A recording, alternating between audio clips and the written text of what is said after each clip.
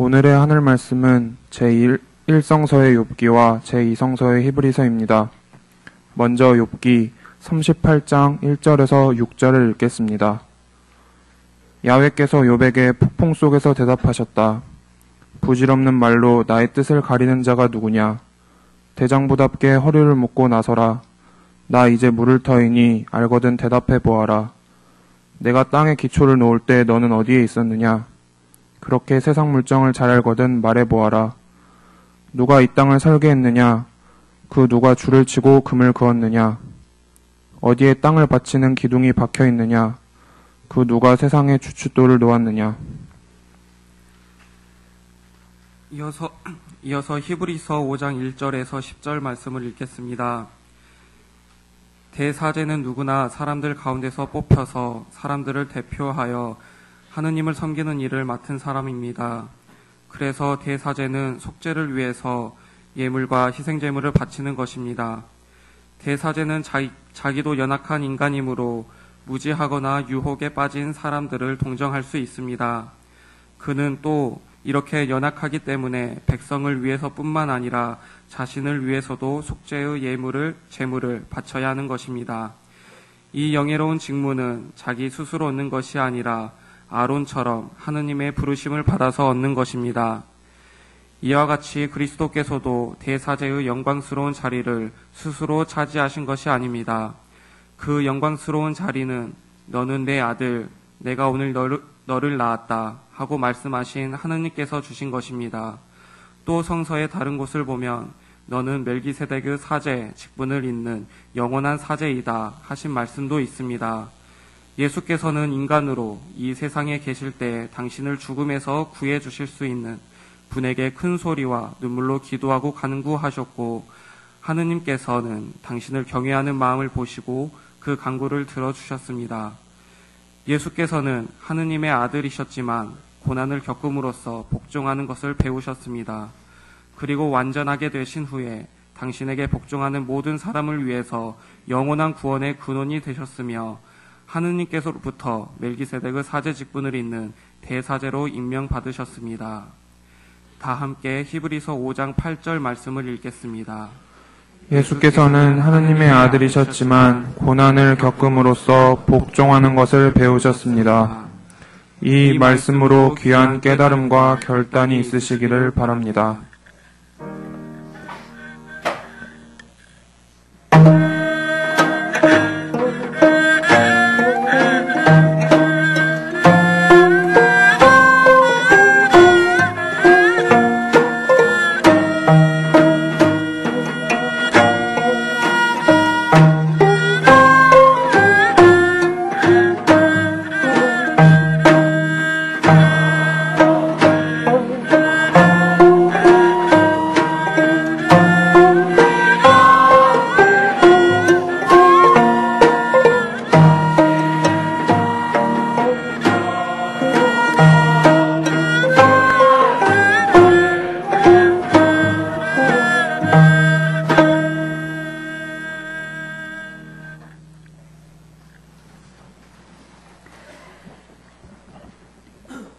일어서서 말씀을 귀로 들으시기 바랍니다. 제베데오의 두 아들 야고보와 요한이 예수께 가까이 와서 선생님, 소원이 있습니다. 꼭 들어주십시오 하고 말하였다. 예수께서 그들에게 나에게 바라는 것이 무엇이냐 하고 물으시자 그들은 선생님께서 영광의 자리에 앉으실 때 저희를 하나는 선생님의 오른편에 하나는 왼편에 앉게 해주십시오 하고 부탁하였다. 그래서 예수께서는 너희가 청하는 것이 무엇인지나 알고 있느냐? 내가 마시게 될 잔을 마실 수 있으며 내가 받을 고난의 세례를 받을 수 있단 말이냐? 하고 물으셨다. 그들이 예, 할 수 있습니다 하고 대답하자 예수께서 다시 이렇게 말씀하셨다. 너희도 내가 마실 잔을 마시고 내가 받을 고난의 세례를 받기는 할 것이다. 그러나 내 오른편이나 왼편 자리에 앉는 특권은 내가 주는 것이 아니다. 그 자리에 앉을 사람들은 하느님께서 미리 정해놓으셨다. 이 대화를 듣고 있던 다른 열제자가 야고보와 요한을 보고 화를 냈다. 그래서 예수께서는 그들을 가까이 불러놓고 너희도 알다시피 이방인들의 통치자로 자처하는 사람들은 백성을 강제로 지배하고 또 높은 사람들은 백성을 권력으로 내리누른다. 그러나 너희는 그래서는 안 된다. 너희 사이에서 누구든지 높은 사람이 되고자 하는 사람은 남을 섬기는 사람이 되어야 하고 으뜸이 되고자 하는 사람은 모든 사람의 종이 되어야 한다. 사람의 아들도 섬김을 받으러 온 것이 아니라 섬기러 왔고 또 많은 사람들을 위하여 목숨을 바쳐 몸값을 치르러 온 것이다 하였다. 이는 주님의 말씀입니다.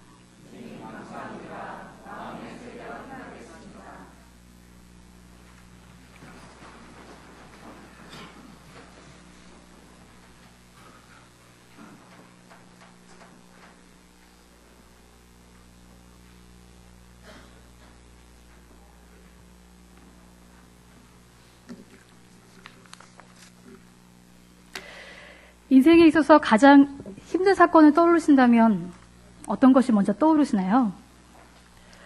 가끔 일을 하다가도 마침 이걸 다 끝내야 하나, 내가 할 수 있는가, 그리고 내 의도와는 다르게 벌어진 수많은 일들로 인해서 숨을 헉헉거리며 갈 때가 있습니다.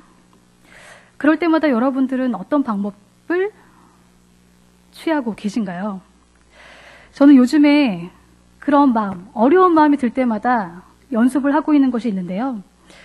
조금 더 천천히 생각해보는 방법 중에 하나로 숨을 가장 늦게 들여마시고 내쉬는 연습을 하고 있습니다. 그러면서 더 막막하고 불안하고 견디기 힘든 순간순간들을 조금씩 멈추게 하는 연습을 통해서 만나게 된 바로 앞에 닥친 문제들을 좀 더 진지하게 생각해 보려고 하는 연습을 하고 있습니다. 지난주에 조은정 목사님이 하늘뜻 펴기를 통해서 들으신 분들도 있겠지만 오늘 욥기 본문은 지난주와 연결되어 있는 선상에서 고난에 대한 이야기가 진행되고 있습니다. 욥기의 기록 연대는 이 이스라엘 역사에서 대략 바벨론 포로기 이후로 추정되지만 그 기원이라는 점에서 훨씬 이전에 고대로부터 출발합니다. 이 욥기는 특정 시대 특정한 전개와 같은 형태가 아니라 고대 군동 지혜 문학이 집약된 하나의 작품과도 같습니다. 고대 바벨로니아의 지혜 문학 가운데는 이른바 바벨로니아 욥기라고 불리는 작품들이 있습니다. 그 최초의 욥 이야기로 알려진 고난과 순정은 기원전 2000년대로 수메르 시대까지 거슬러 올라갑니다. 그리고 고대 이집트의 작품으로 말 잘하는 농부의 항변은 욥기의 구조와 아주 닮았습니다. 이렇게 욥기는 고대 군동의 지혜 문학의 전통이 이스라엘의 역사적 맥락으로 집약된 것입니다. 또 욥기는 잠언과 같은 낙관적인 지혜론과는 좀 더 대비되는 비판적인 지혜론의 결정판이라고 할 수 있습니다. 욥기가 다루는 주제의 기원이 아주 오래되었다는 것은 어쩌면 욥기의 보편성을 나타냅니다. 그럼에도 최종 형태로서의 기록 연대를 우리가 이스라엘의 포로기 이후인 페르시아 통치 시기라고 보는 것은 사탄이라고 하는 단어의 사용과 아람어상의 흔적으로 보기도 하지만 이와 함께 유다 국가의 멸망과 유배, 풀려남, 그리고 그 이후에도 미래를 낙관할 수 없었던 그 시대의 분위기가 인간의 고통에 관한 물음을 새삼 환기시키기에 적절한 조건을 형성하고 있었다는 점 때문입니다. 토마스 쿤에 의하면 이 인류가 가지고 있는 공통 견해를 패러다임이라고 정의하는데 이 패러다임이 해명할 수 없는 문제가 나타날 때 이상현상이 일어난다는 것입니다. 이렇게 해결되지 않은 이상현상이 누적될 때 위기가 오고 결국 패러다임의 전이로 이어진다는 것입니다. 그래서 하나의 패러다임의 문제에 직면할 때 새로운 패러다임이 나타나고 또 그것은 사물들을 바라보는 방식을 새롭게 제공해 줍니다. 그런 의미에서 회의주의는 이러한 역사의 순간에 나타나는 성숙을 위한 진통이기도 합니다. 여기서 주목할 만한 사실은 이 고대 군동의 문헌들이 각각 전환기적 사회의 배경을 갖고 있더라는 것입니다. 특히 이집트의 문헌들은 그 배경이 되는 주전 20세기에 이집트의 제1중간기에 해당하는데 심각한 침체의 시대였다라고 이야기합니다. 역경에 시달려 지칠 대로 지친 많은 이집트인들에게는 그들이 알고 믿어왔던 모든 것이 마지막에 다다른 것처럼 보였습니다. 그렇게 전환기의 사회 속에서 혼란과 갈등, 고난과 좌절을 경험하며 이 지혜서 안에 새로운 삶의 의미, 거기에 대한 중요한 물음들과 참과 거짓에 대한 판단에서 비롯되는 갈등을 담았고 이것은 기존의 체제를 심각하게 위협하는 힘을 갖고 있었습니다. 그 연장선에서 욥기를 바라본다면 욥기 또한 당시의 패러다임의 충돌의 성격을 띠고 있는 것으로 보입니다. 욥기라는 고난의 문제에 접근하는 방식들이 대립하며 제시되고 있습니다. 이 이해할 수 없는 고난 속에 처한 욥과 율법의 잣대로 욥이 죄를 지었기 때문이라는 전통적인 지혜의 입장을 대변하는 친구들과의 대화, 그리고 이들의 논쟁의 제3자의 입장에서 끼어드는 엘리후, 그들의 각각 다른 현실 이해의 패러다임을 갖고 맞서고 있습니다. 욥이 추구했던 고난의 문제에 통해 새롭게 다가온 시도의 고민은 무엇이었을까요? 무고하게 고통받는 사람들의 고난 속에서 신은 정말 우리를 어떻게 보고 있겠는가? 고난받는 일을 정죄하며 수동적인 방향으로 몰고 가는, 그래서 지배층의 통치기제로 사용되어 버리는 이 신의 모습 속에서 욥기는 철저하게 항거하는 투쟁의 모습을 보이고 있습니다. 욥기는 지배 권력에 대한 저항이었고 거기에 발로로 우리를 속박하는 신이 아니라 진정으로 내가 기다리는 신은 우리의 고난 가운데 있고 우리를 자유케 하고 우리의 소리를 들어주며 우리를 위로하는 신이라는 것을 이야기하고 있습니다. 우리는 고난에 대해 투쟁할 수 있고 변화할 수 있다는 것을 욥기를 통해 바라보게 됩니다. 역사에서 폭력의 희생자가 존재하는 한 누구도 이를 정죄해서는 안 되고 오히려 이들이 그러한 눈으로 세계를 이해하고 항의하는 고난의 외침을 듣고 그 항의에 참여하는 존재가 되어야 한다는 것이죠. 비록 32장부터 다시금 지배 체제의 영향 아래 뭔가 함축되어진 편집의 재가정을 겪었다고는 하지만 그것이 31장까지의 이야기를 수정하지 않은 채로 고난에 대한 욥의 몸부림치는 한거가 남아있다는 것은 당시 고난당하는 수많은 약자들의 투쟁의 모습이 투영되었고 또한 그 힘이 분명히 존재하였다는 것을 우리는 알게 됩니다. 그리스도교와 유대교에 있어서 70년 예루살렘 성전의 이 파괴는 사실 아주 결정적인 사건이었습니다. 히브리 공동체는 유대교의 위기에 맞춰서 내부적인 결석과 강화로 인한 이단 색출로 또 회당 축출이라는 고난에 직면하게 되었고 로마로부터는 투옥과 재산몰수, 순교로 이어지는 박해의 이중교통을 겪고 있었습니다. 점차 히브리 공동체의 일부 구성원들은 박해 고통을 이겨내기 어려웠고 공동체를 나가는 현상들이 발견되었습니다. 이 히브리 공동체가 공경에 빠져 있을 때에 이 공동체는 그들이 살아남도록 자신들의 변론, 정체성을 찾기 위한 작업을 합니다. 고난을 이겨냄의 모범과 전형으로 대제사장이신 예수를 제시하는 것이죠. 더 나아가서 히브리서의 공동체는 자신들을 고난을 감내하는 공동체로 규명하고 하나님의 자녀로 이 새 언약의 상속자로 그들의 위치를 공고히 하려고 노력했습니다.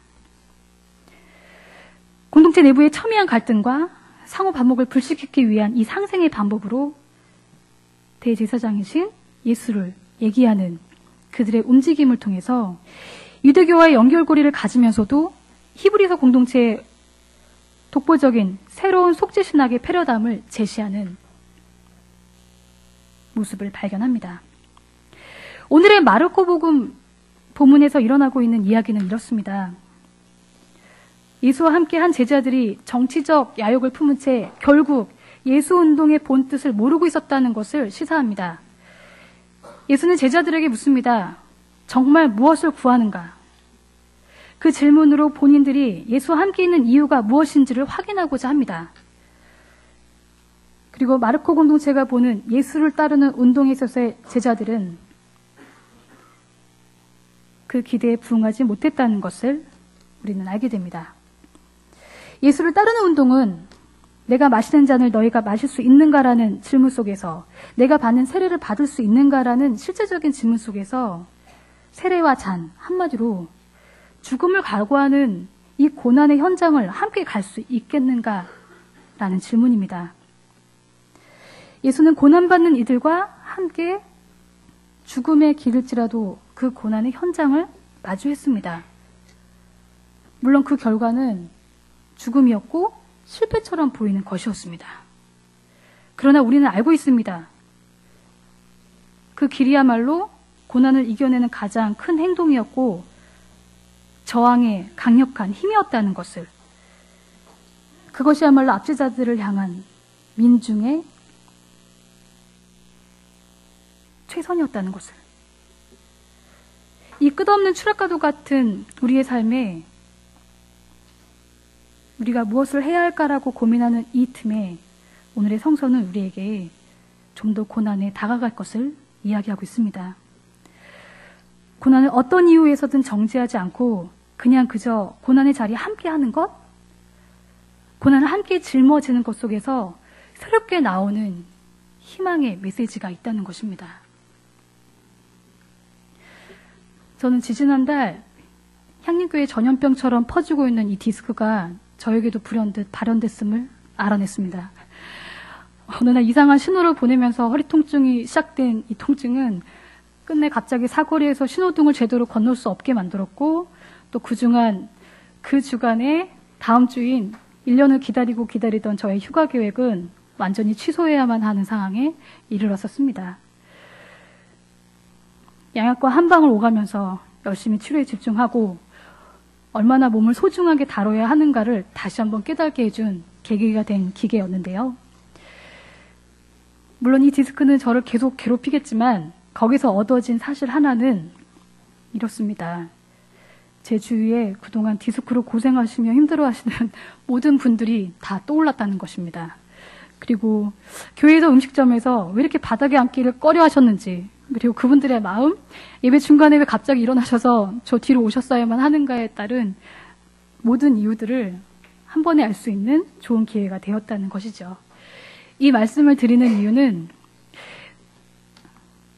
우리가 개인이 의도치 않게 고난을 만나고 또 인간의 탐욕으로 만들어낸 이 구조학에 의해서 만나는 고난을 만날 때에 이 모든 어려움은 그것을 경험하고 우리가 대면할 때에 비로소 신기하게도 우리의 이웃의 고난과 만나게 되더라는 겁니다. 지금 우리가 맡고 있는 이 수많은 고통 속에서 다시금 우리가 의미를 되새겨봅니다. 세월호 침몰로 인한 학생들의 비롯한 많은 사람들의 죽음, 용산과 순화동 그 철거민들의 안타까운 현실들, 기업의 횡포로 인해서 맞이해야 하는 해고 노동자들의 삶, 생각지 못한 건강의 악화로 병원에 있어야 하고 빚더미에 올라와서 매일매일을 걱정해야 하는 가정의 불안함들, 그리고 이 한계에 부닥쳐서 스스로의 목숨을 포기할 수밖에 없는 자살. 우리는 그저 이 모든 일을 고난이라고 말할 수밖에 없습니다. 그럼 우리의 과제는 무엇일까요? 우리는 이 어려운 고난에 함께 뛰어드는 일, 함께 만나는 일, 그 가운데서 사람과 사람이 만날 수 있다는 희망을 갖는 것입니다. 그럴 때의 고난은 반전의 희망으로 우리에게 다가올 것입니다. 고난을 직면하는 힘, 그 안에서 고난을 준 당사자와 죄인이라고 규정한 이 지배 이데올로기의 이 정당화를 위한 신이 아니라 정말 고난 속에서 만나는 그 깊이를 느끼고 고난의 아픔을 가지고 나의 이웃과 나의 새로운 변화의 길을 함께 모색하는 길, 바로 그 속에서 세상이 변화됩니다. 그리고 그렇게 변화되는 시점마다 늘 인간이 버티기 어려운 한계들을 만나겠지만 우리는 지금도 또 다른 변화의 길에 고난을 만나는 그 길에 희망을 기다리며 갑니다. 고난을 대하는 우리의 발걸음은 이제 죽어 보이는 것 같지만 사는 길, 저도 이기는 그 길임을 믿고 나아가는 것일 것입니다. 고난은 우리를 힘들게 합니다. 그러나 우리가 함께 마음 아파하며 연대하는 그 힘 속에서 새로운 변화의 길, 반전의 희망의 길, 그것이 열릴 거라 믿습니다. 다 함께 침묵으로 기도하시겠습니다.